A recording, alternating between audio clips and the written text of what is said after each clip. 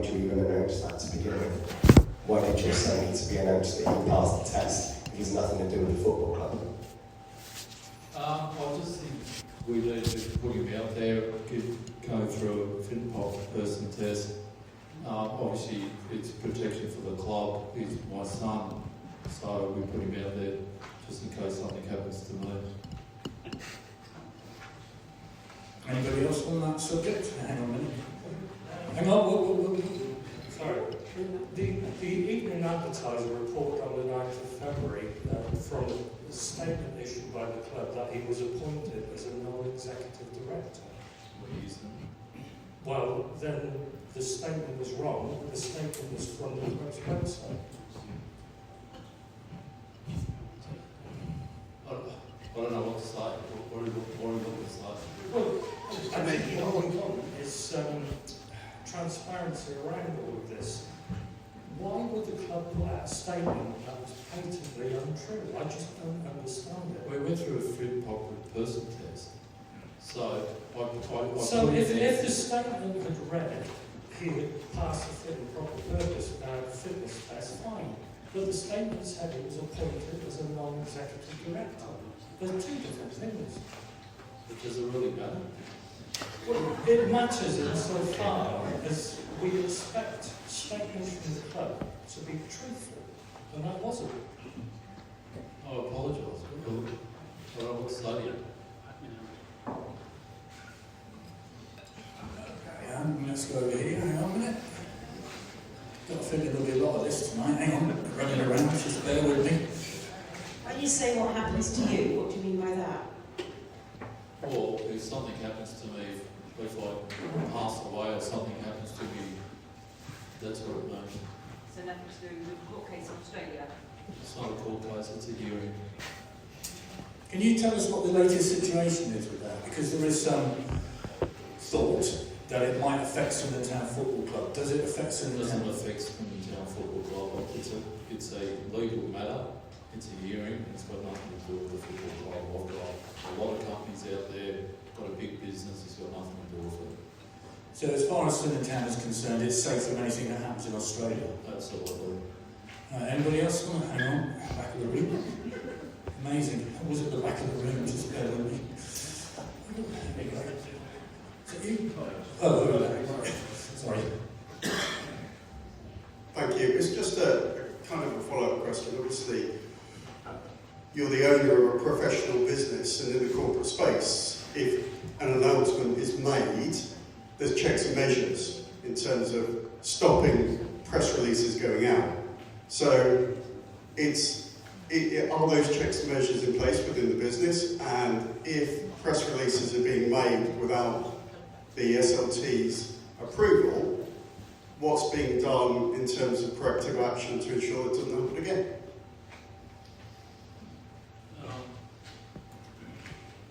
Good question. Obviously, we're going through all the personnel and making sure that this doesn't happen again. And it's a work in progress.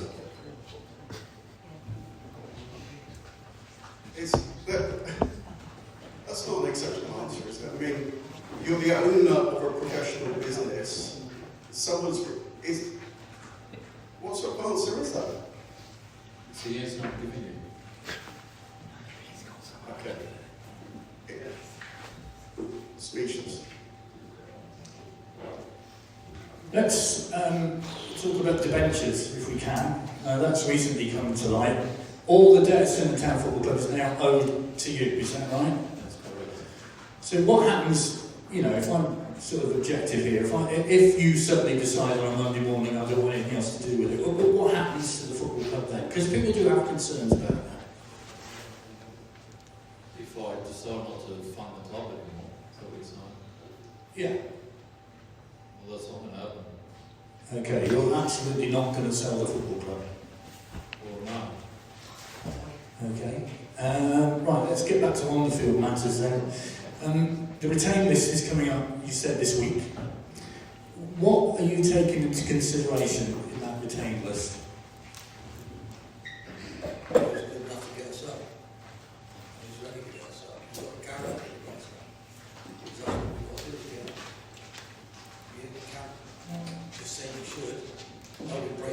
say that, but I haven't over-celebrated in every single win that we had earlier on in the season, because I told you I haven't done anything yet. And those points you need at the end are the toughest to get. Massive, massive congratulations to Progler.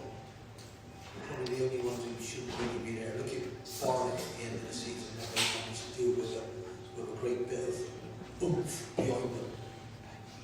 Right? So what we've got to try and do is build some oomph. And I know you all want it, but sometimes we focus on everything. That's all up to you. I can't deal with that. I don't deal with any of that. I'm just trying to get people who want to play for the club, who want to fight, who want to die for the place. And if they don't, we get results like we've had recently. So they ain't good enough. Let's change them. Let's move on. That's what it's all about. And it's about believing and getting there in the end. And the facts are, the realistic side of football is, where do you deserve to be? Where are you meant to be? Where have we been most of our lives? I looked you up the other day. I didn't have the pleasure of playing for you. I played against you. I never played for you. I don't think that helps at times. I really don't. People think I'm gassing. Just shut up and win a game. That's what Simon said in the first bit. I was trying to get some enthusiasm. And he was right. We managed to do that, but we haven't won enough. Where are we normally? 64 years. Where have we been? 64 out of our years, right? We've been 12th or lower in League One. 14 seasons we've been in the Championship. 14. One season we were in the top flight. And now this is the 8th season we've been in League 2. That's facts. So where are we short of being? If I listen to it, some of the clubs I've been at, I think, well, hang on, I can understand that, but where are we, people? Be realistic. 64 years, 12th or below in League One. So we're talking about 15 years how we should expect what we should be doing. And I'm very sorry, in those 15 years or last, however many's been here, I'm trying to make it better. And if I haven't, shoot me in the forehead. I've had a go and it ain't been good enough. I'm saying it ain't good enough. I don't need you to tell me it ain't good enough. Because we should be up here. But we need to get together somehow. And I need people who are going to be brave enough to play. Brave enough to carry that shirt. Brave enough to wear it. And have I got enough in that squad? Could they get us over the line? No, they didn't. Right? And I couldn't say that before they totally failed in the end. I'm saying it now, and you'll see by what I'm going to try and do. I am not going to fail here. And I have failed this season. Right? I haven't over-celebrated. I haven't gone and thrown my hands in the air. I'm not running out to everybody. I wasn't allowed on the pitch on Saturday to thank you all. Of course I would have. I wasn't allowed on there. I've been sent off. After we were unfairly treated at Colchester away. If you went there, 5 of their players ran around our bloke, got him sent off. Absolute disgusting. And that's what it's about. Passion. Where is it all? Felt it Saturday. We let you down. We let you down. My team let you down. But we could have scored. We come back at half time. We got that goal from Ben Middlemass, who's going to be one hell of a good player, in my opinion. Got him for nothing. Holman, you love him, got him for nothing. And Betty, you love him, he's got to grow up, take some responsibility. Keeps letting goals in left, right, centre. He ain't fit enough. You either trust me or you don't. We got him for nothing, by the way. We got Joe Snowden for nothing, by the way. What a good player he is. And we are trying our best to actually improve and keep going. After we lost Harry Smith. Absolutely. Don't forget all of that. Don't forget all of that. Hopefully, we will be marching on together. If you don't like me, I don't really care. That's my honest opinion. People, I'm Marmite. I say what I feel. And I feel this club. I feel passion here. Right? And I'm going to keep going. Right? I've got 2 years left. If you don't like me, you can throw me out. You have to pay me 1 year. Right? I ain't going absolutely bloody well anywhere and you can say what you like, you can do what you like. I am nobody's whipping boy. I have tried to make things different here, and I don't get some of it. I really don't. It's none of my business. You are allowed to do and say whatever you feel. Right? But don't pick on my players and make them feel terrible and that they can't play for us anymore. Like Darren Oldacre. Some people who've picked on him just because he's got a language style, I think is disgusting. That is my opinion. And they told me not to get angry. How dare you let someone make him feel he's absolutely goddamn useless? Because he didn't look like that when we had Finn go outside him and he passed it to him. It's about a balance. And we didn't have a balance in the end of the season. I could hardly pick a team with a balance in it. Can they run? Can they do this? And I'll tell you, Ben Middlemass couldn't play him. We didn't have any games to play him in, to keep him fit. And in the end, I had to throw him in because we were at death's door in midfield. Right? Next year, we're going to have that. We're going to have a games programme. Things are improving. Things are getting better. I'm not going to stop until I believe we get back to where I believe we have to work hard to be. For the community, for the club, for the people here. That's all that matters. Whether I'm blue and white like you think I am I hell? Get stuffed. I am fighting and dying for you here. And it's killing me. You ask my wife. It's much more than just a job. Don't you get it? It's much, much more than just a job. And I fight for every one of my players. And I stand up for every one of them. Right now, God damn it, I ain't happy with some of them. Right? Because did they fight hard enough, in my opinion? Was their character strong enough to help some other people next to them? You can ask yourself. Right? But there was nothing wrong with the football club on Saturday, I can tell you. Absolutely nothing wrong with that. But that's what we need. That's how we need to feel. That's what we should be doing. And why not? Hang on, got a question? Yeah, well, not a question. Is there any team currently that we played this season that can inspire you to take Swindon forward? You know, is there any part of a team, like, I'll name one, Bromley. Is there anything in the structure at Bromley that you would like to take forward with Swindon going forward? Can you take any inspiration from that? Yeah, absolutely. How long's Andy been there? 5 years. Took him from one promotion. Last year he was disappointed with it. But the togetherness he's managed to get there in that group with the club as he's moving forward. Totally different from where we are. Totally different. Right? So what I'm saying, we need a team that can run, that can chase. Because if I try and let them have the ball and we sit back, nobody's happy. Nobody's happy. Right?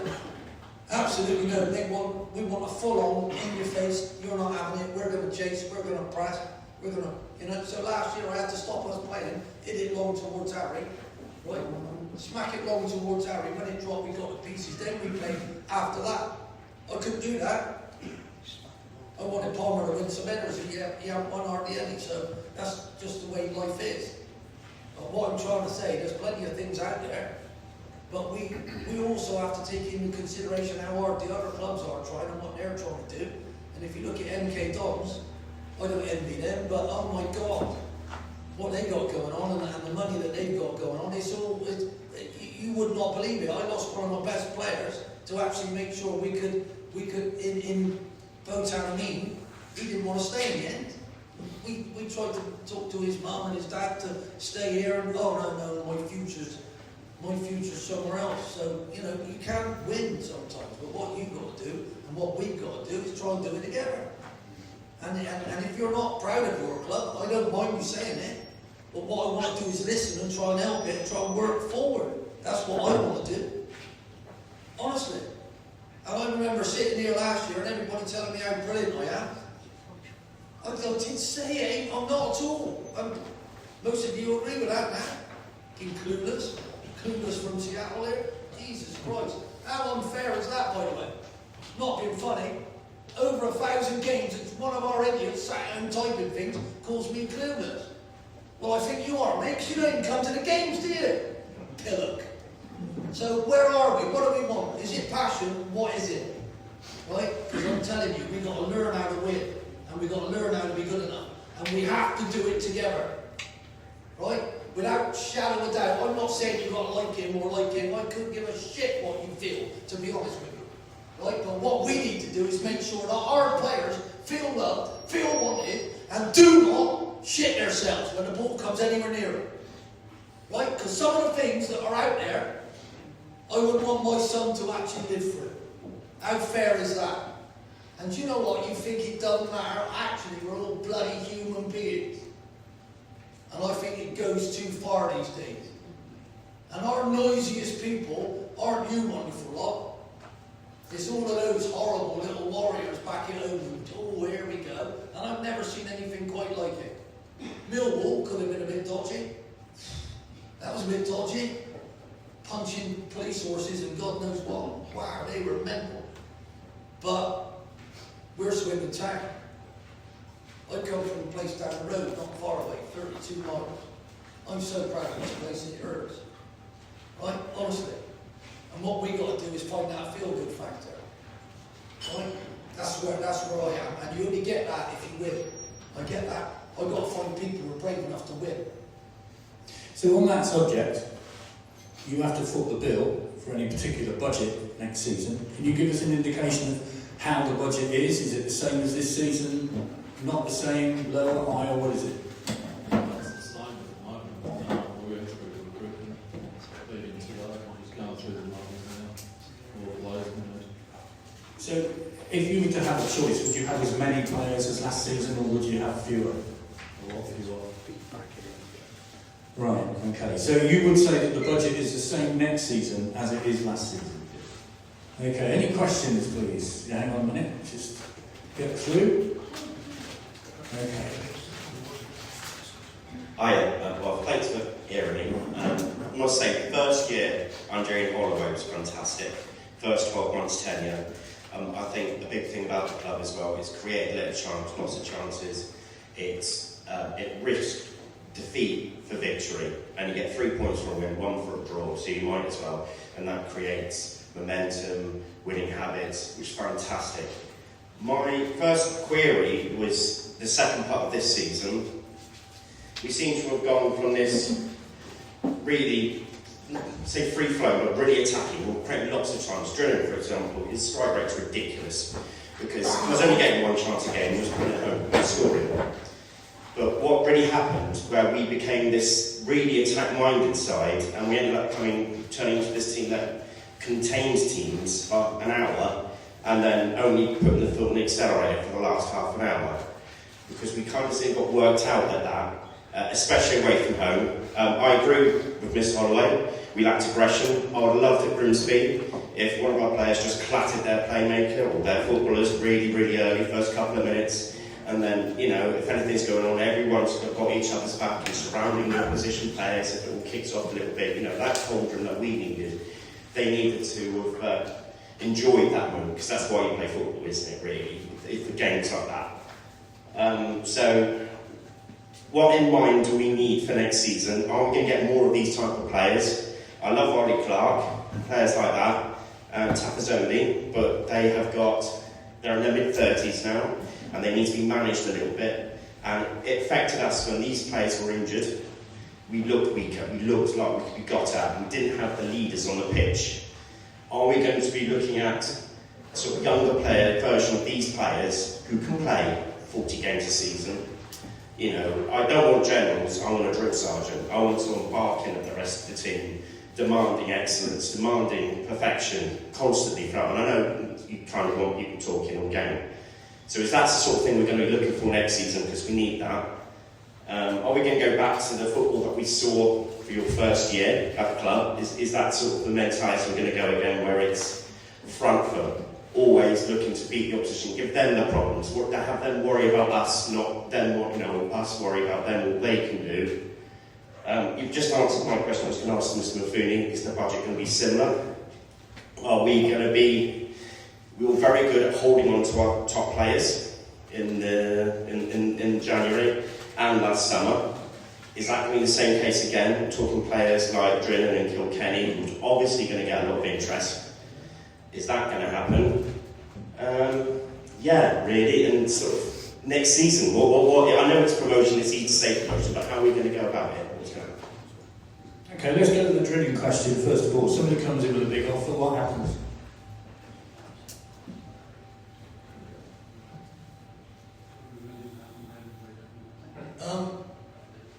Well, you just weigh up what it is and what the board wants.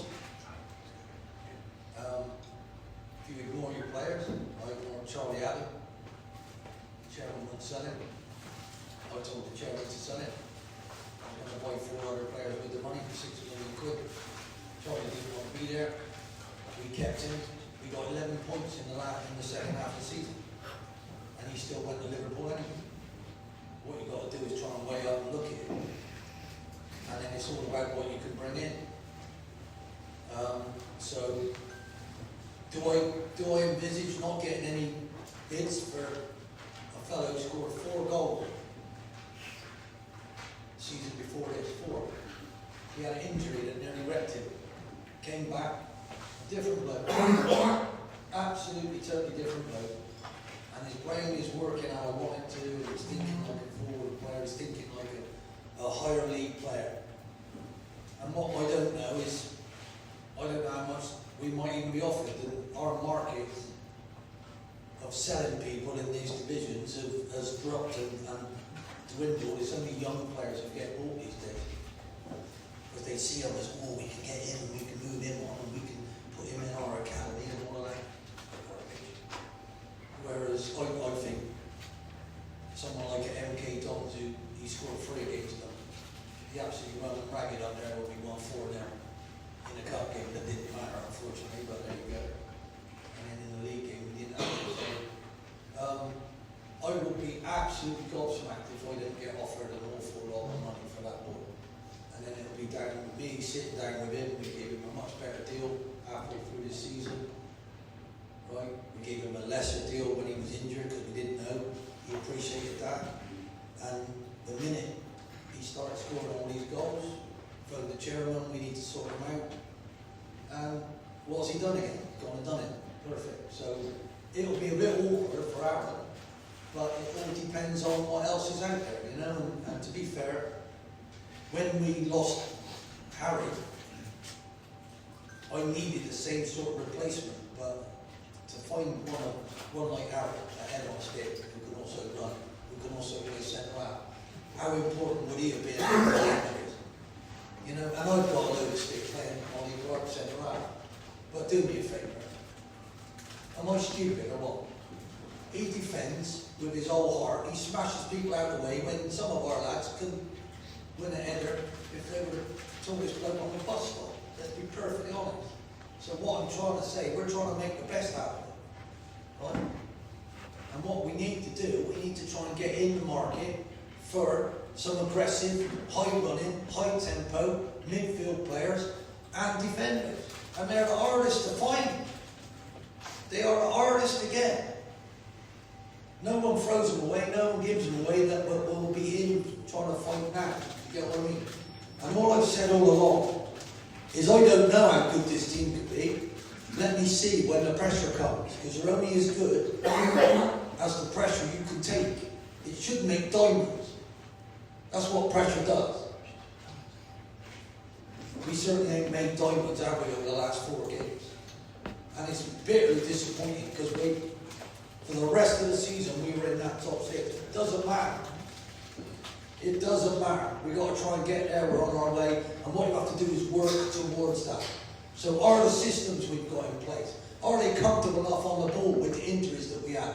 Some of our back players didn't want the ball. How can we play that wonderful football if they don't want the ball? And if Mr. Mobetti wants the ball, then don't give it away. Don't tick it in the ground. Don't kick it out the stand. And don't then not win your headers, kid, because I've got to teach him how to be a proper defender. But, isn't it easy to see in hindsight? Isn't it easy? Why do I... Holman started last week. Did he do as well as he does when he comes off the bench? I don't think so. Because he ain't ready for that yet. It's too much. When the game's tired and you put him on, he makes a brilliant... Because he's a fantastic sub at the moment. He's a fantastic sub at the moment. Don't you think I've actually got something that I might understand that you might not know, some of you? I go to Grimsby and try and play the old ones to deal with that big important game, and they couldn't run that. So, I have listened, I have tried to show you, I've tried to talk about it. I need a finishers and a starters because we ain't good enough to do the whole game. When was the last time we played well in both halves? I can't remember. Bolton, yeah, he chucked an extra 10 grand in there. That wasn't the real team. They couldn't wait to get his 10 grand off it. And can you remember, they were all going like that. But Bolton, we scored at the right time, didn't we? And we pressed and we closed. We didn't have the ball. We didn't see that press for a lot of that. I know we didn't. Why is that? Who did we have up front? Can't remember. Who did we have in midfield? I can remember it right now. We had Billy Bowden, who, God bless him, brilliant, but he can't run. So I put Aaron Drennan up there, and across the midfield, what did I do? I had 4, narrow. Who were they? Who played left back? John McGregor. John McGregor, we marked our best player out the game. Joe smashed him left, right, centre. Right? Smashed him. Luckily the ball didn't go to him because he's right footed and he ain't left footed. He just took that bloke out the game. We had Paul playing right back because Billy Will White had come off at half time.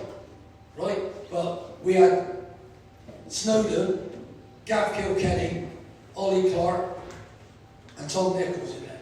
And they ran around and got a foot in and we did it, but Drennan was on fire, they couldn't mark it, could they? And do you know what I mean?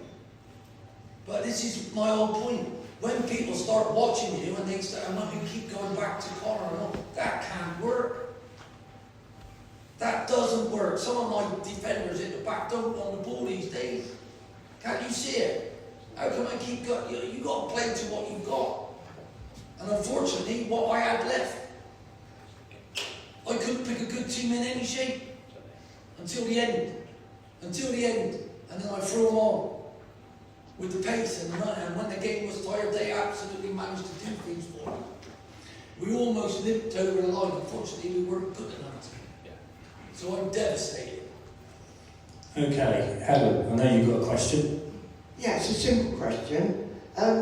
What do you think about the officials we've had this season? Because some of them were horrendous. Obviously very recorded.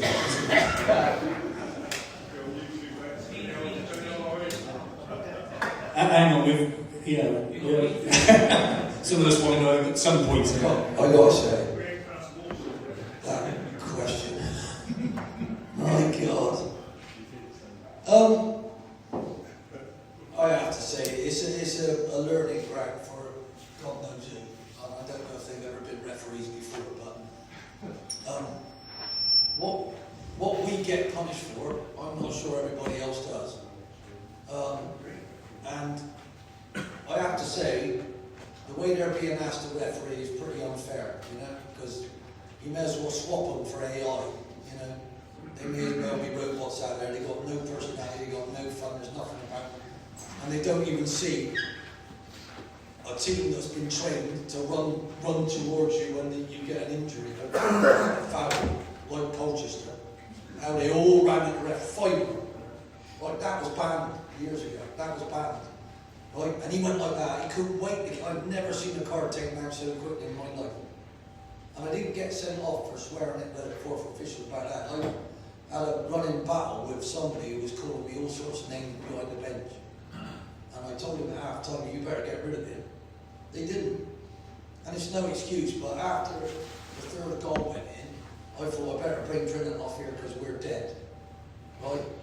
We're completely and utterly dead. And what the bloke said to me, I don't want to repeat. And I just lost it. Because I knew how we were going. We needed to win that game and put everybody else under pressure. And those points, if we got in that game, would have more or less cemented us in where I believed all the others will try and catch. Someone always has a run, always gallops up, someone always comes through, someone always falls out, and I hoped and prayed it wouldn't be up. And you know what? I'm totally glad the season's ended right now, because I am saying to you, I couldn't see us winning. We were getting worse and worse and worse. Right? And it ain't to the referees, it was to us and the group. The group needs to have a good look at itself. But some of those referees we've had, they're absolutely racist. I think they're exactly what you've just said. I would probably add some expletives as well, but I'm trying not to. But anyway, I'm not blaming them. We weren't good enough, I'm afraid. I hate to say. Okay, that's referees and officials dealt with. George?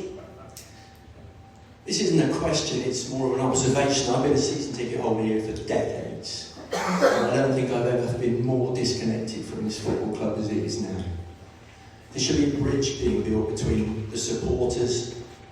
We're the most important people here in this room. You three will be gone at some stage, but we'll still be here. And there should be a bridge being built between us and you. But there isn't a bridge, there's a wedge being driven between us. What can you do to deal with that? Because I think it's fair to say over the last 3 or 4 weeks there's been a kind of radio silence in the football club. Why is that? Why? Right at the beginning, the words open and transparent were used. Many people in this room would probably feel that isn't what it is. How can you build those bridges? In what ways there's such a wedge and you feel we don't communicate? We do the advisory boards, okay, I've been advisory board for one today. We do communicate. I don't, this wedge is from your season to where's the wedge? And why do you feel that specifically? When we ask for something like, or you do something around the ground, it's done in a half-hearted way. The floor of this place was originally painted until everybody said, you can't have this, and then we put a laminated floor down. You've been told how many times about the PA and how bad that is, and that has not been improved at all. I couldn't hear any of that roll call that went on. I know there were various other things going around there, but there was no indication, there's nothing there. Again, the PA's come down at the advisory board this morning, and the PA was all commissioned as part of the works last summer. And we had the notices from the council that was all done. Again, this summer we'll look at it again. It doesn't fall on deaf ears to us, but we have a limited window when we can do these work with the PA system. But it was fully commissioned and tested again last summer. But I do hear what you're saying, except that it's brought up this morning, we will address it again this summer. How will you address that? Because as I understand it, and I still don't understand the science behind this, it's fine when there's nobody in the ground, but when the ground is full, it's not fine. So how do you address that? Because it's one of those things, isn't it? We'll commission it, get the acousticians in to have a look at it. And if we need to bring people in, we'll take the advice of what they say to us. And we'll look at it, because obviously it's not acceptable for these guys. Again, it's a common thing that we get brought up. So we'll look at it right with us now. There is a big safety angle to it, of course, isn't there? There's a safety angle to it, definitely. What about the Roll of Honour on Saturday? It is one of the 2 cornerstones as far as I'm concerned. There's a remembrance game, and then there's the Roll of Honour at the end of the season. What about those people that were included in that Roll of Honour? We thank the BBC for putting it on BBC Sounds so that you can hear it. But what would you say to the relatives of those people who couldn't hear it on Saturday? And will it be done again at the start of next season? We apologise for those that couldn't hear it. We've agreed and acknowledged that, and we're going to do it again in the first half of the season. So it will be done again then? Okay. Right, anybody else have any? Hang on. The questions are coming. Hang on. On the same lines, what about the turnstiles in town then? There was people stood out, queuing up down to the club shop, trying to get in before the Roll of Honour. There was one turnstile open. Yeah, we acknowledge that as well. One of the turnstiles did go down again this summer. Again, with our turnstile provider, we'll look at that. And I think it's 4 or 5 that need replacing, which will be done this summer. Can Clem, can you explain why you're putting debentures against the club, whereas previously it's all been directors' loans? Can you explain the reason for this? We got legal advice to protect the club and protect me.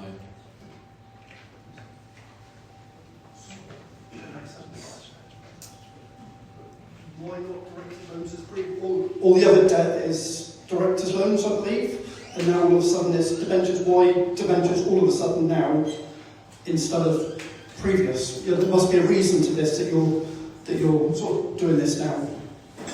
We got legal advice and they told me to put a debenture on.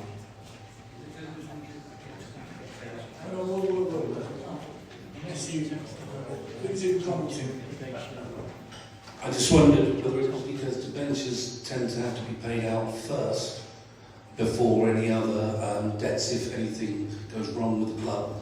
The company that's put the debenture in, as one of your firms, would get that money back first before any other debtors. Is that right?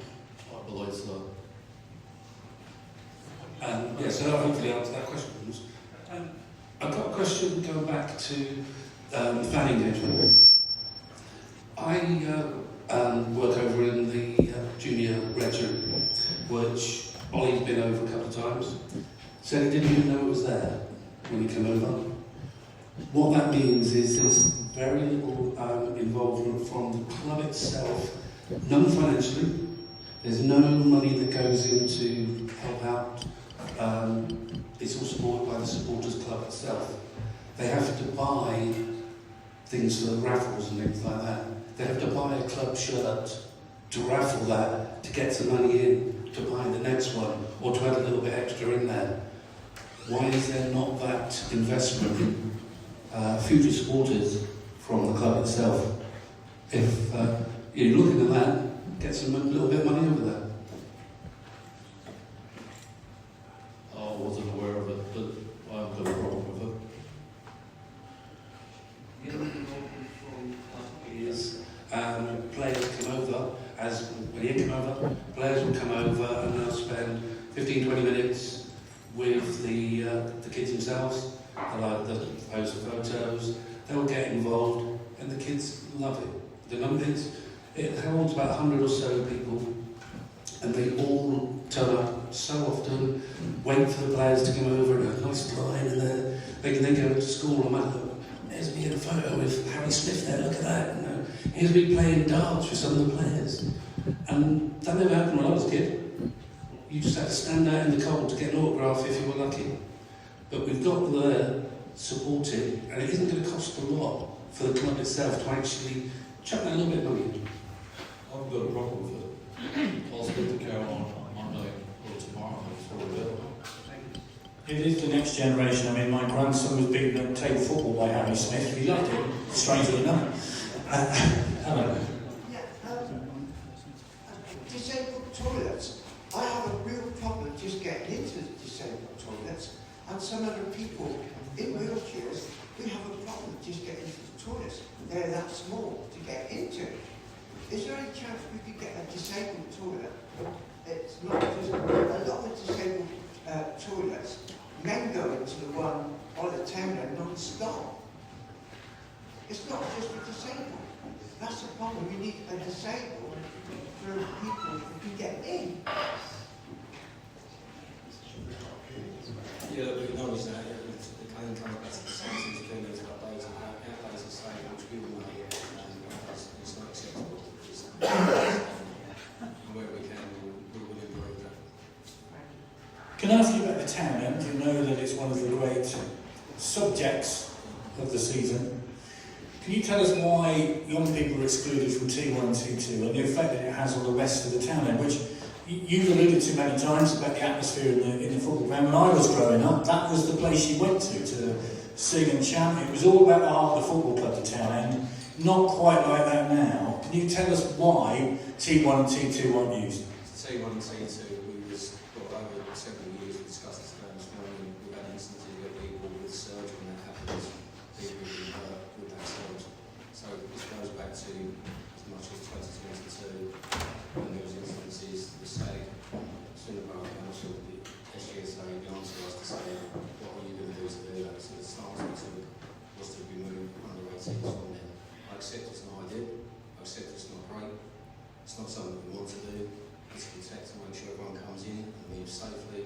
That's what we've had to do. At a meeting today, we said we're happy to engage with the supporter groups. We've got a meeting we schedule over the next couple of weeks to come in with some ideas to mitigate. We can mitigate circumstances, and we'll definitely look at it again. We are looking at safe standing as well. Unfortunately, we won't have the time to do that this summer.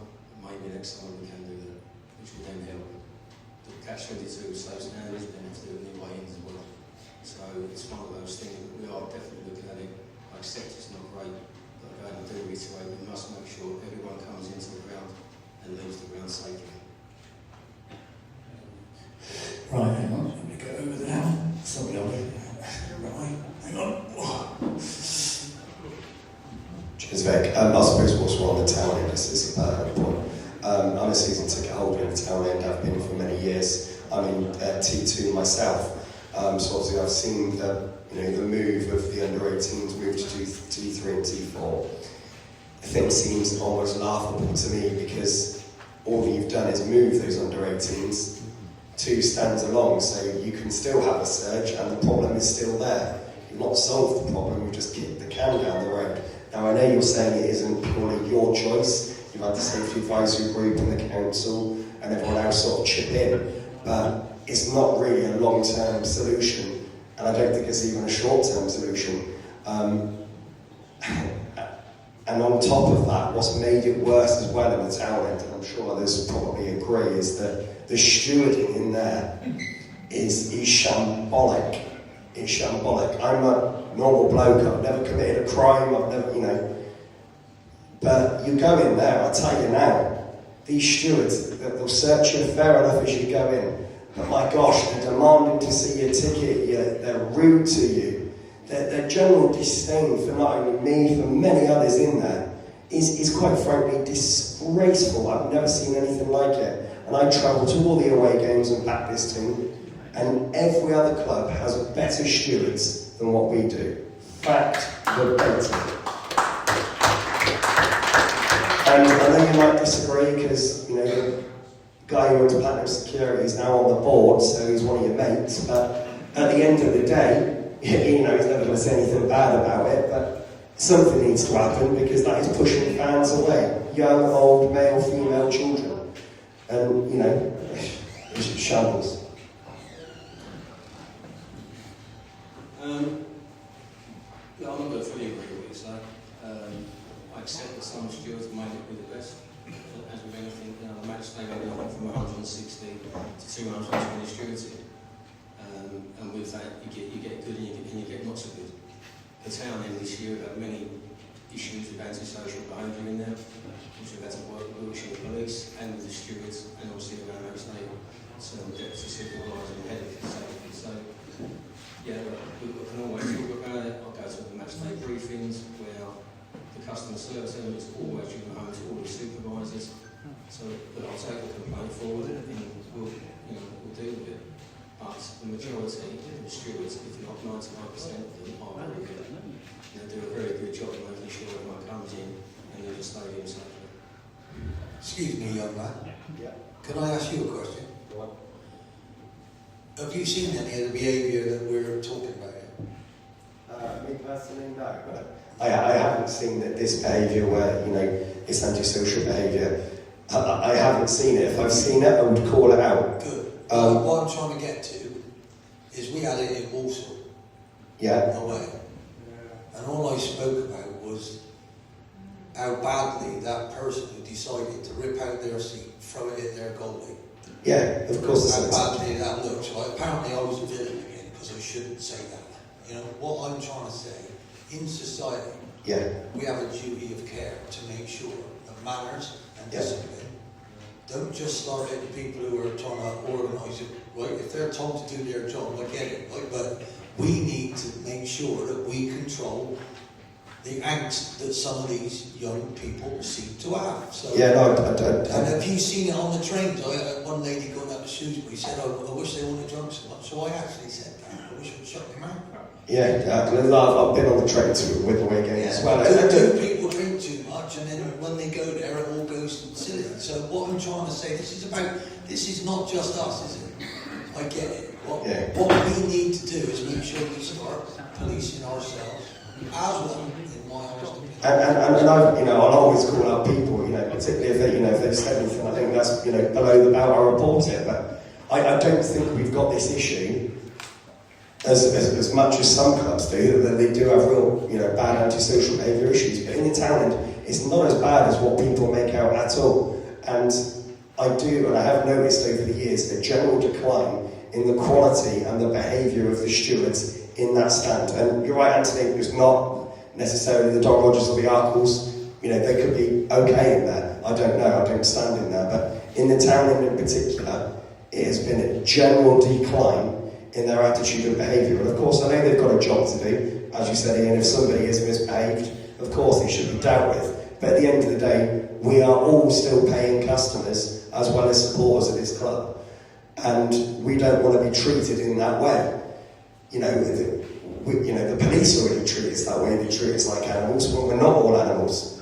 So we don't need to be treated by our own stewards in our own stadium that way. I think that can be easily sorted out. All we need to do is make sure you let us know when it's happened, and if enough people actually go through with it and bother to tell it, I'm sure it'll be sorted out. No one wants that. No one wants that at all. We want to sell out. We want to sell out again. We want to sell out again, and that'll help all of us. Do you get what I mean? And it'll help the players. With that crowd that happened on Saturday. Seriously. Do you know what I mean? Seriously. There was points in that second half after we were down. Right? There was points in that second half where we looked like we could do it. We really did. One more goal might have just done it. We might, do you know what I mean? And that's all that makes a difference to me. But if you don't say anything and you go away, we're not going to know about it. And the more you make it known, the better it's going to be. The easier it's going to be for us to actually find who's not doing their job properly. Yeah, this stuff is reported. You've heard it tonight. People report about the PA system, disabled toilets, no hot water in the town end. All this stuff does get reported. And, we've heard it from fans forum to fans forum every season. We'll look into it, we'll make changes, we'll look into it, we'll make changes. It never really happens. Do you know what I mean? And yet again, we're going into another season where we don't know if anything different is going to change. And that's the biggest thing at the end of the day. Okay, thank you. Thank you very much. Let's move over here. And, as quick as possible. Hang on. Yeah, can we just, I think we should just clarify, I don't know if it was completely clear, but I think T3 is also out of action for children now as well. Is it? I think it is. No, that's not correct. Is that not true? Is that not true? Still only T1, T2. Okay. I don't know if anyone else has any, that was my understanding, I was pretty sure that was the case, so. How come you couldn't buy T3 from ratings against Chesterfield? Hang on, I'll get over there, because there's no point just... How come you couldn't buy How come you couldn't buy under 18s then for Chesterfield in T3? No, you could. You couldn't online? T1 and T2. No, you couldn't online mail or drive. I had to go to T5. I think this is public knowledge. I think people do know this. I'm pretty sure a statement has been put out about it. I haven't seen a statement about it, but I couldn't get into T3. No, that's not the case at all. Must have been an admin error. Anybody else? Yeah? Oh, that always goes to far. Hang on a minute, talk amongst yourselves and take them on. It's like a London marathon, isn't it?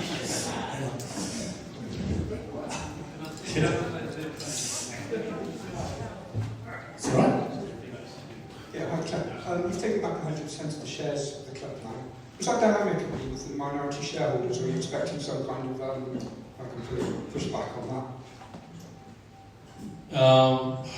Good question.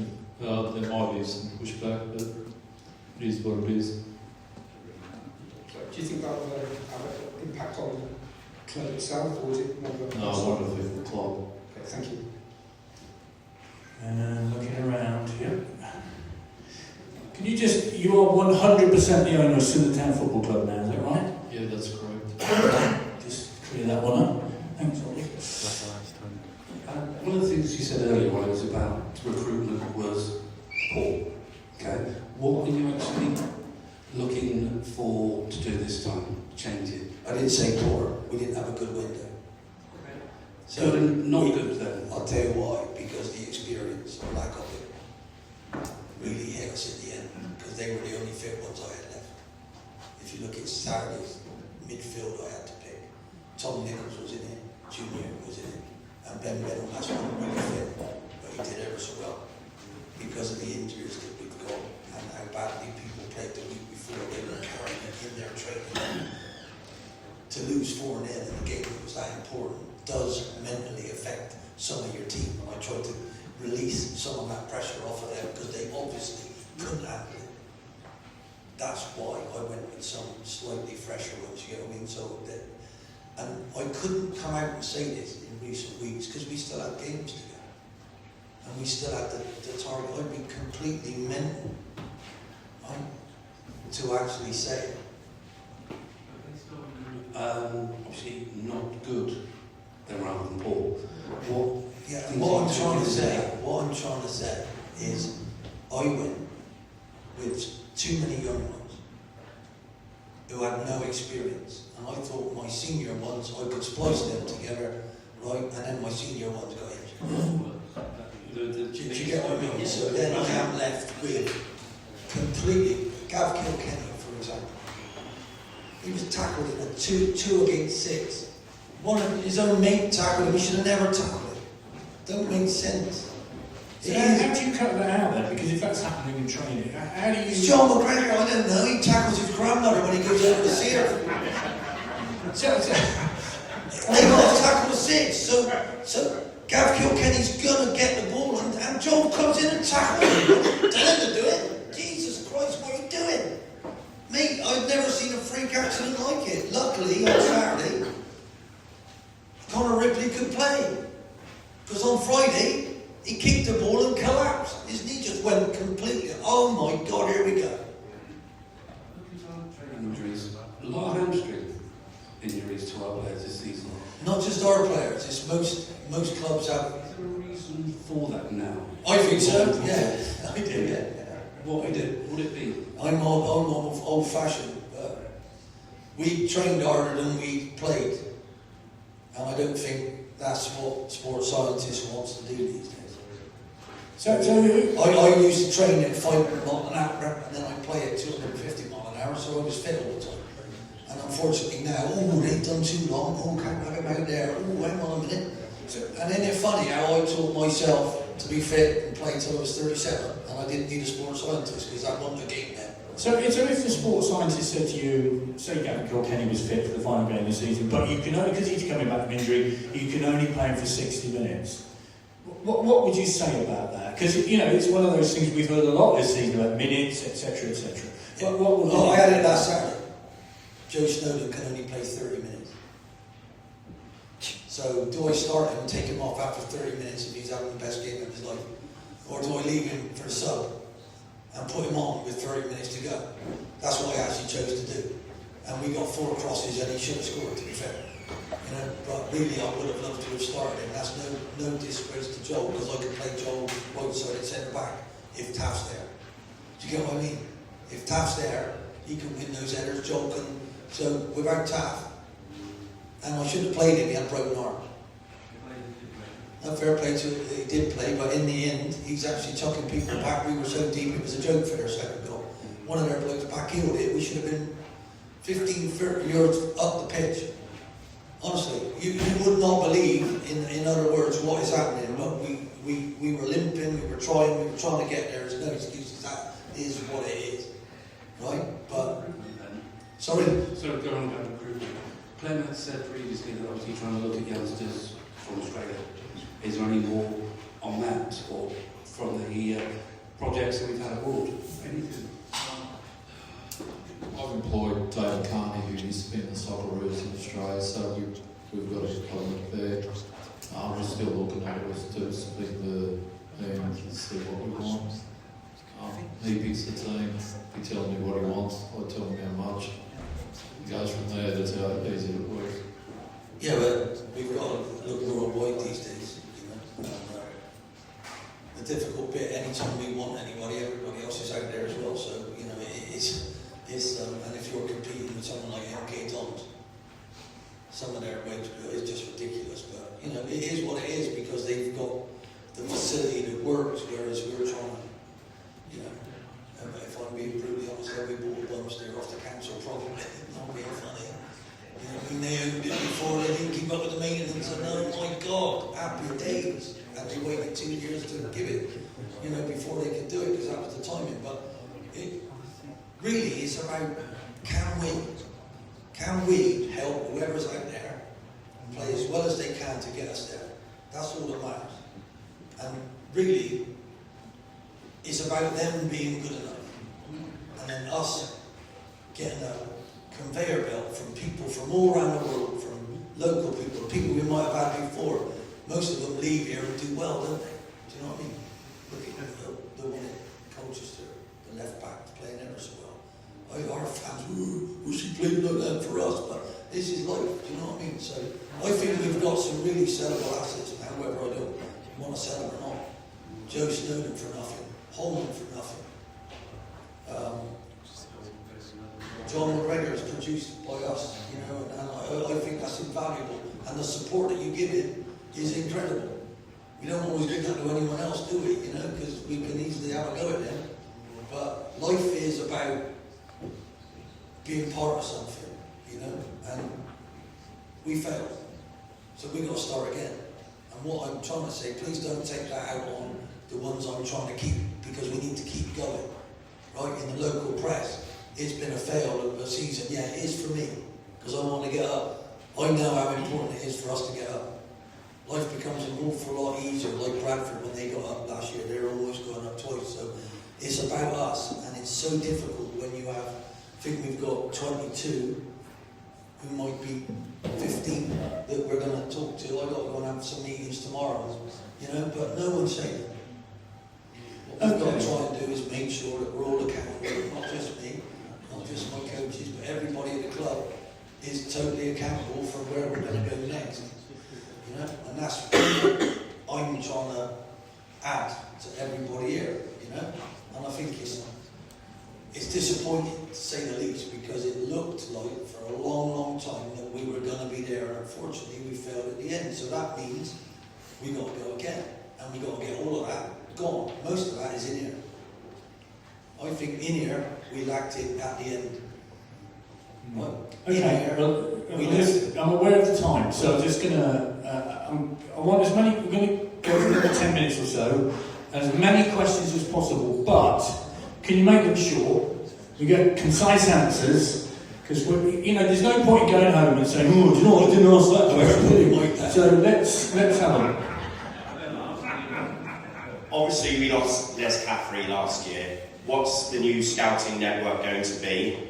Are we going to have a busy early part so most of the players are in for the start of pre-season? Because I think that's quite important to have that set up so they can get into your football, into your philosophy, and get that to mind so we can have a quick start next season.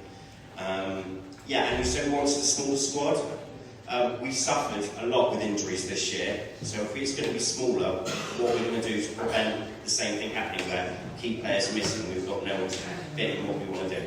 Early recruitment, fitting into your plans pre-season. Quick answer, please.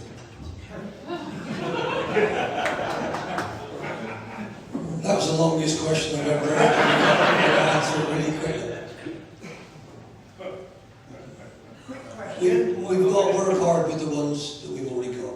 I've got to twist around the group, because I didn't like the group in the end. That's the fact. I thought they could have helped each other much better than they did, and my job is to create a group who are able to cope with all sorts of things. So I had an awful lot of senior pros, and I brought in some real talented young ones, and I don't think it worked. And I'm not going to blame the talented young ones who don't belong to me, they've gone somewhere else. So I'm going to have to look at it fresh and make sure that we've got better legs everywhere. You're right, the training needs to be harder, it needs to be more. I believe give everybody the clarity that they need for what I want. Now I've seen them all work, I didn't bring anybody in the staff, and I know what I thought worked and what I think didn't, and I'll have to do something about that. But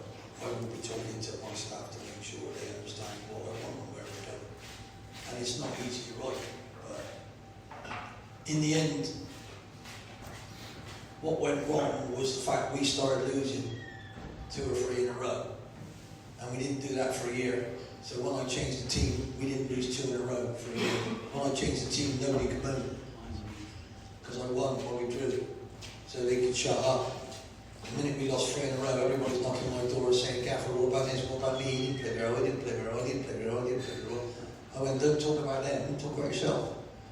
And we had too much of that going on. So, garbage, rubbish. And they have to look after themselves. So there's all sorts of things that we'll be going through, but recruitment's absolutely vital, and I'm very pleased to say that that was sorted out today. I've made a change, we've looked at it, we're ready to go. And the data that we built ourselves on what we want and what I've told them and what we need is as clear as a bell, so we're already starting on some targets. So hopefully we can get around that. Hopefully they'll have what we didn't have. We need more legs, we need more aggression, particularly in midfield, particularly at the back. We need to be more like a second division side.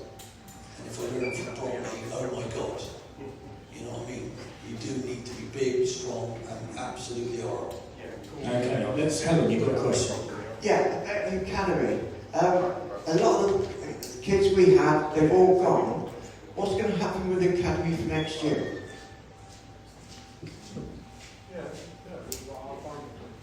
As you have seen, we brought Tim Bell in December, so we've re-looked at the academy. There's been various changes that will be for the better. The short term, we've had to go through. We had like a week of cohort this year, the teams looked at, and unfortunately they were not quite what we needed to go into the first team. Obviously going from under 18s to the first team is a big jump from where we are, not having under 21s.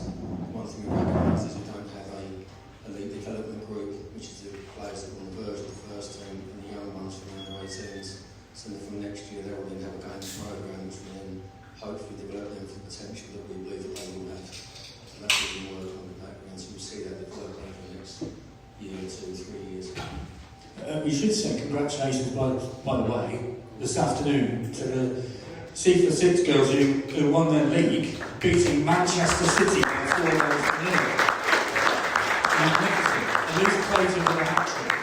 What a little player she is. I tell you what, fabulous. That is really good news, isn't it? And well done to the women's team as well. What a win this season. Okay, where were you? I know you were. Oh, you're there. Right, sorry. Ian, when you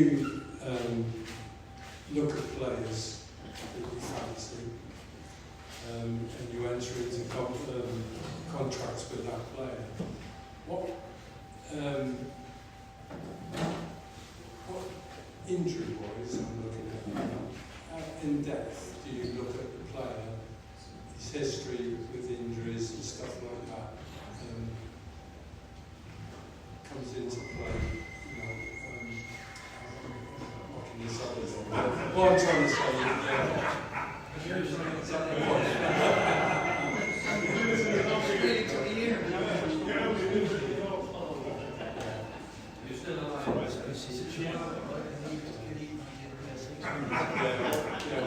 say is that when you look at players and that, who actually goes researches that player as regarding various injuries, stuff like that? Yeah, but everything's out there now online. You could read absolutely everything about who tackles what in what minute. So the information you get, well, I like to know, I like to find out about them as people. So what the characters they are really, and that's where that's what's absolutely vital. You need to find out about someone. What are they like when they don't get what they want? Injuries, it's in the lap of the gods most of the time, right? But I can honestly tell you that I'm going to have a much closer relationship with Big Joe. He's a wonderful fella. He's been here a couple of years. I really love him. And I'm going to make sure that what I think, what I've learned over my time, he's going to damn well listen to, and that's how we're going to be doing it. You know, I'm not blaming him at all, but for me, I had a 36-year-old Paul Furlong, and I I told him, you ain't training hard enough, son. Right? And he went, what? He said, I ripped a muscle off my calf. I said, you can't save yourself in training and then go out there on a Saturday and have to, you got to work yourselves. I said, trust me. So I managed to do that, got him fit, and he scored 1 in 3 for him. He was 38 when he finished playing in the end. I had him when he was 35, so I know how to do myself. Right? I know how to look after myself. And Joe, however old he is, I think he's 30, I'm 63, I know where I'm going. So I get all his knowledge and I appreciate it, but what I need to do is make sure that they're all doing what I want them to do. And that's going to happen. You know? And when I first came in, I was laughing and joking everywhere, and it's gotten serious now, right? So I'm seeing everybody now, and I'm going to say, right, we need to do this, we need to do that. And really, truthfully speaking, if we haven't got a young kid in the youth team who ain't going to play for us next year, I can't keep any of them. Because I'm letting them down. I'm letting them down. You know, they need to go and they need to play until they're ready to be in my team. Otherwise, what are we going to do for them? So, and we've got to go up. And we've already seen too many young ones ain't going to help them. So we've got to be really careful about the quality. And if you look at Finn Monroe, I'm not telling anybody, but I think he might have won Young Player of the Year, and I didn't want him to get that when we had a game left and Batty had to play, not him. Do you know what I mean? So, wow, what sort of situation is that? But we all know what a good player is. How good was he? So, you know, what I'm trying to say is we're not the only club for this to happen to. If you look at Walsall, what they were doing and where they were, they lost one player. But we've lost a lot more than that. What we've got to do is make sure the balance of young and old is there.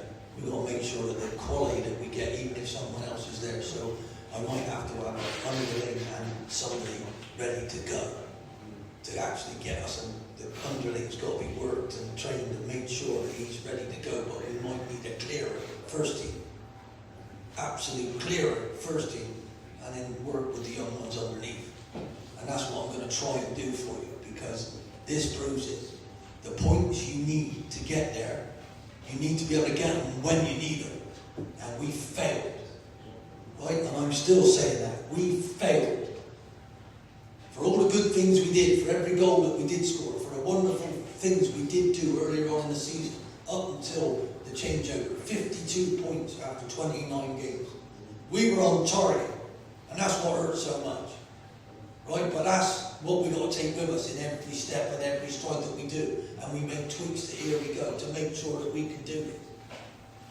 Right? I don't see a wedge. I'm sorry, my friend. I don't see a wedge. There is a wedge. We can't ignore it. It's an elephant in the room. There is a wedge, but I don't see a wedge. I see an opportunity for us to grow and for us to get better. Right? And for us to take notice of what you're saying and try and improve it bit by bit. We can't change everything at once, but we try and improve it bit by bit. And the relationships we are trying to build, that's what matters. Right? That's why we're doing this. That's why we're having it. Yeah, you say we have to do this. We're doing it. And we can't change things overnight. Right? But what I've got to try and do is get you a team you're proud of. We almost had it for bits and pieces. We almost had it at times. And then all of a sudden, Shrewsbury away, argument on with one of my players on coming off. I try and protect him. Right? We didn't play well. They won 4 games in a row after that. They beat 5 other teams. We expected to win. All I'm asking is, hang on a minute, are we right or what? Come on. Let's stick together. And then all of a sudden, one of my players wants to leave. He wants to go. He can't play for us anymore. Why? That can't be right. I'm not letting you go, you pillow. Shut up. Oh, no, I'm getting scored. Don't read it.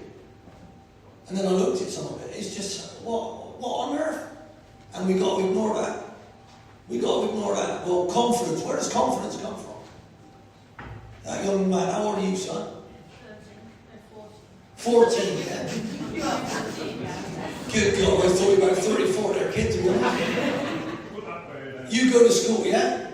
What if your teacher came up to you and went, "Oi, you're just useless, you're absolute garbage, you should be here, you're a cancer"? How would you feel, kid? Would you think you'd do well?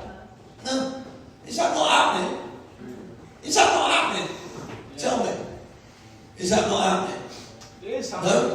happening, and it's happening, but we are in this together, I believe. And if you tell me I'm wrong, I'm sorry. Right?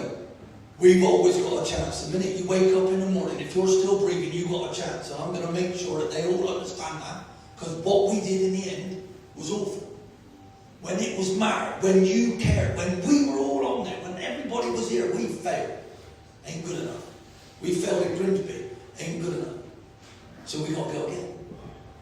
Okay, right. That's it. We do need, what other choices are there? we do need a couple more questions, so I know you went one line.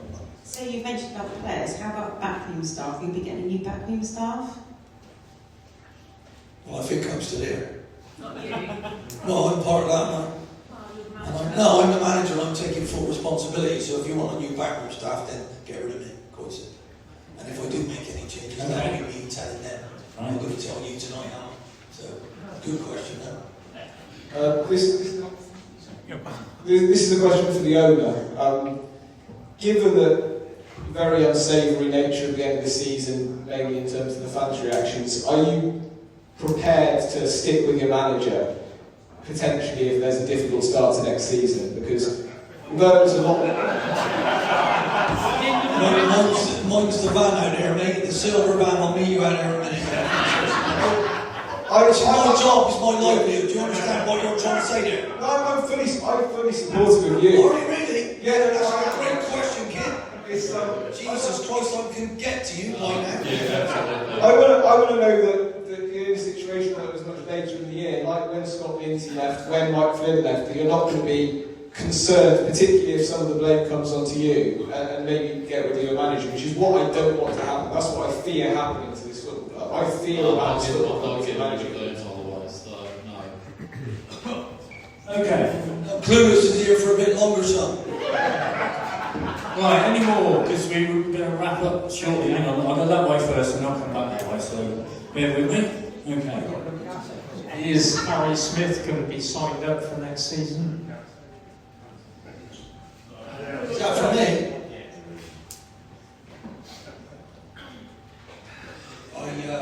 I need to get round to the retain list, and if I got what I wanted, he would definitely be on it.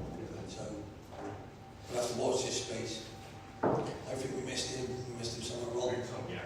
I think he's a fantastic bloke and a fantastic player. He can play up front and centre half in emergency situations. Oh, never mind that. We got to earn that right. I have no idea. We can't go if, buts, and maybes. That doesn't exist.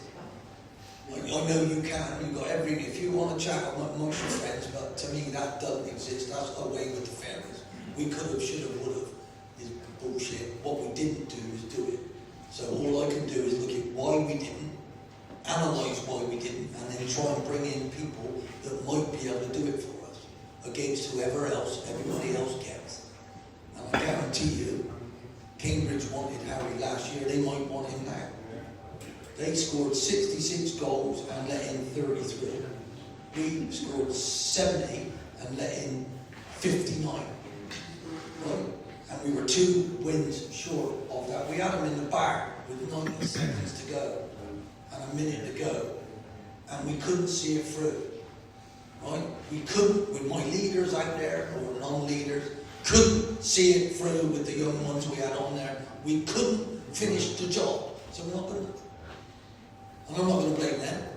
That's down to me, it's down to my staff, it's down to them. And I think my staff do far too much for me. You see them looking over and going, well, just take responsibility yourselves in this life.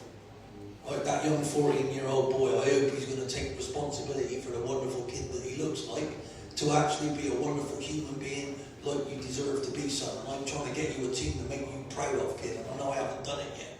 But that's what we have to keep believing. So I hope I'll get a chance for you to see Harry play for us again. I don't know yet, because I think he will be, even after this injury, quite sore. And hopefully we have supported him, not me. This man has supported him through thick and thin, and I think he owes us. That's my honest opinion. Okay, yes, you had a question. Yeah, so if you look financially, outside of the leading clubs in the country, the losses that clubs are making in football just seems ridiculously unsustainable from, right through to non-league football. Now you're kindly funding those losses for us. What's the attraction with owning a football club?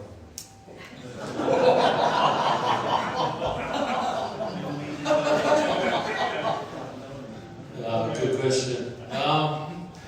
What's the attraction? Look, I like football. I've played 3 games in the last 4 days on the pitch.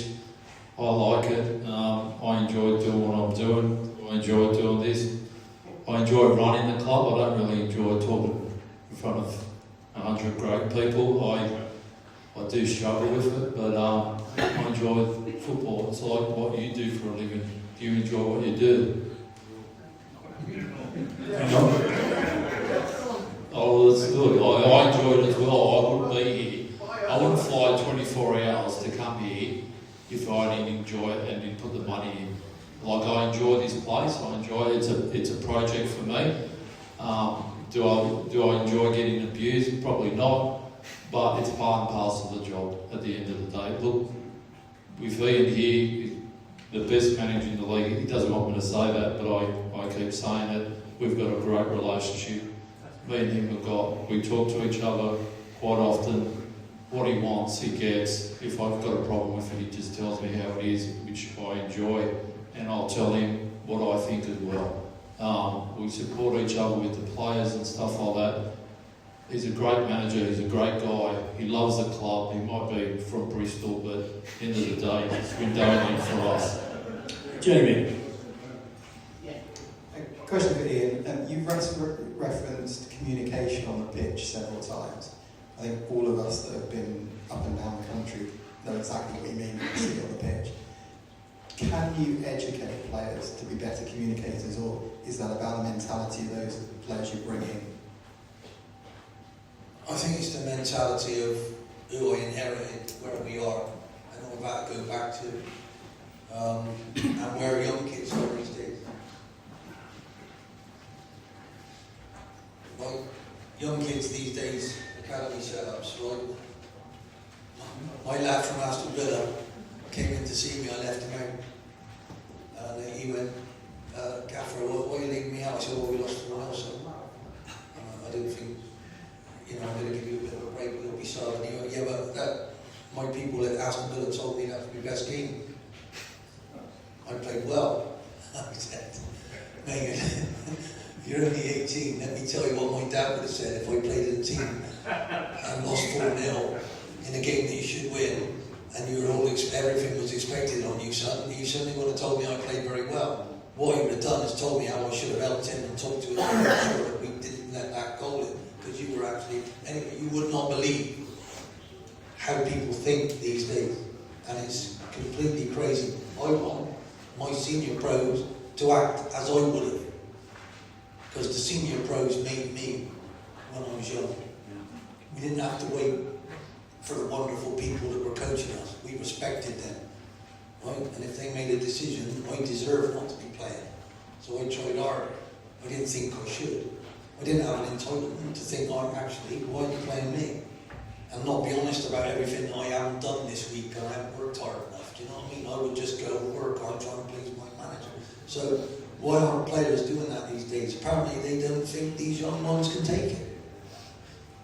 So I don't know how long I kept them after, but I let them have both barrels of where I was going, because I expected my senior lads to make the young lads braver, more responsible, and teach them how to talk. Well, they don't. They don't. My skipper, right, talks by his own body language. He doesn't really communicate with people. He just goes out and smashes everybody and runs around, and then he might shout at someone at the end of the game, but he doesn't do it in the game like I was taught to do. So there's such a plethora of things that I want to bring in, and it's really about total and art communication. And this is quite ironic that we're all sat here tonight, and there's loads of things that we're not communicating to you in a way that you would want that to be. There's times I've had that in football. The times I had that in Blackpool, I'm not talking to them. Come on, Mr. Owner, you can't talk to him. He got a number plate on his car, or hoisting out. It was just unreal. He went out, you thought it was funny. I said, if you can help me, we'll be fine. He sat here, he's trying to. This is what we're all trying to be about, do you know what I mean? At the worst time ever. Never have I felt. This time last year, everybody was telling me how brilliant it was. I told you I wasn't. It ain't about me. It's about us. It's about who we bring in. It's about the recruitment. It's who are they? And can we help them? That's all I ask. As much as you can. And I know you do by buying your ticket, but that ain't enough these days. It's about communication. Can we just shout to the ones we like? Do you know what I mean? That wouldn't have helped. Because it ain't half hard. Can I tell you a quick story? No. I don't know if you remember him. He was on their bench last Saturday. Roberts. Yeah? He didn't go down too well there, did he? You should have heard what he said about you lot. I'm not joking. He said, we knew if we could get in front, that'll be hard for you. He said, I came here at the end of my career and I got slaughtered left, right, and centre. It's a hard place to play. Seriously, you ask Freverton now, I thought he was going to fall into a hole. How bad he was. My staff begged me to keep him, to help him, to help him, to help him. I'm so glad I did, because he was magnificent by the end of it. And so were you with it. Right? But it didn't start like that, because he made a couple of mistakes. Do you get what I mean? But what I'm trying to say, it ain't just our own. We can't just look at our own. You were brilliant with Jake Tabor.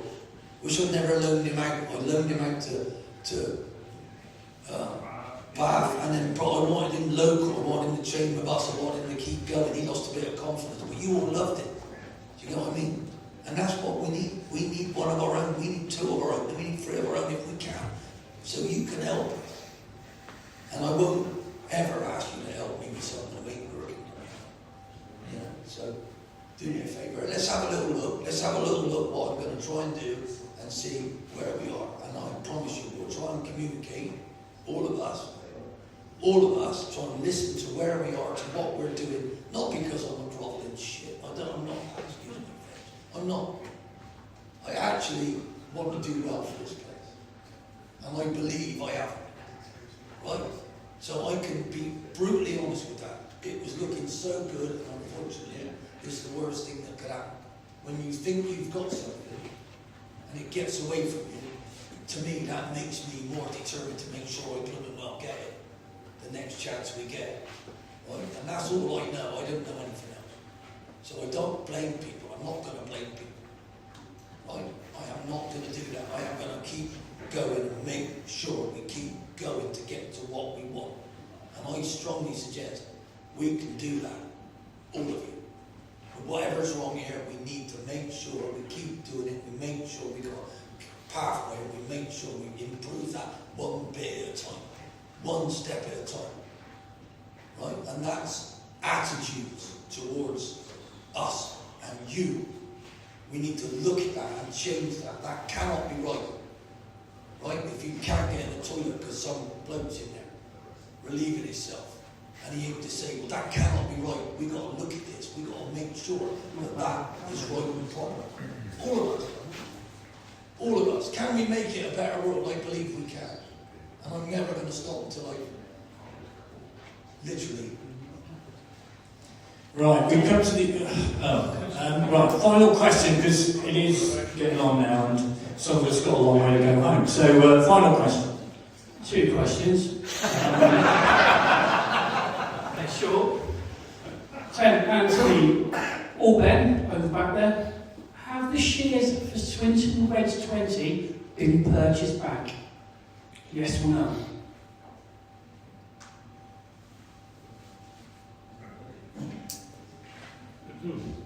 Yes, I have. Can you confirm that you've filed the SHO3 to Company's House or the CSO1 confirmation statement? No, the confirmation statements haven't been filed. They're not due till January, I believe. That's when it will be filed at Company's House. Okay. The SHO3 hasn't? I'd have to check that, I'm not sure. So, in corporate law, until the SHO3 is filed, or it's confirmed on the CSO1, the shares remain in corporate law. You might want to check that. Well, corporate lawyer done it, so I'll check with them. Second question, Clem, you said that the hearing over in Australia, which is a liquidation investigation, has nothing to do with the club. Is that you still stating that, yeah? Yeah, I've said that. So the fact that on the 22nd of June 2022, a payment from Axis Plumbing New South Wales Pty Limited was made to Swindon Town Football Club for $235,000, puts a link between the two businesses. And then on the 30th of August 2022, $1.3 million was transferred from Swindon Town Football Club to Axis Plumbing New South Wales Pty Limited. That then causes a bridge. That actually puts a link for all the liquidator to come after the club. Just to give you a heads up on that. No, not at all.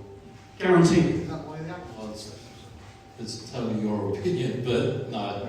Confirmed by liquidator. I've got 30, 40 companies, so I don't know what you're trying to get at. Are you a corporate lawyer or not? No. Well, how can you make that comment? How can you make a comment that you're not a corporate lawyer? From the research. Just answer the question, please. From the research I did. But you're not a corporate lawyer. You So don't have to when be. you're a corporate You lawyer, don't come have and talk to me. You're Please, not please. business. Well, I've been in business for 32 years. What have you done? Well, have you been in business or not? Just answer the question, please. Yeah. You've been in business and you're still in business. Not anymore. Thank you.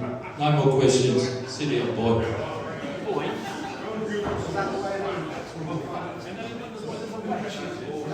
Is that a wedge? Is that a wedge? When there's a wedge? That's the wedge. Right, any more? Because this is it, I say. Any more?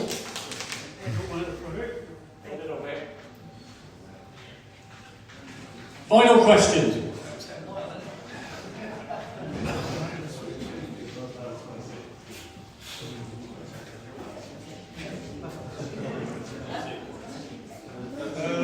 Gentlemen, can you tell me about the training facilities for next season? Are we looking at anything else? Is it still going to be a car? Swindon Super Ring, Mr. Webb, might be worth getting in touch with him about the facilities they got there. It's not so far away. We're still under contract with Calm for another couple of years at Wellsbrook, so we are there at the moment, and we are aware of Super Ring.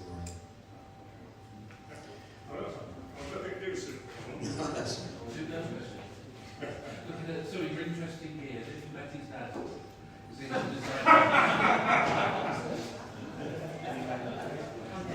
I'm not sure Mr. and Betty's dad buys his clothes where I buy mine. He's got names on there that I can't pronounce that are all designer label, but he gets the ones that the designers can't sell, doesn't he? I just get mine from charity shops. Okay, ladies and gentlemen, I think it's time to 25 to 9. So I think it's high time we wrap this up. But thank you very much indeed for being here and asking those questions. Because this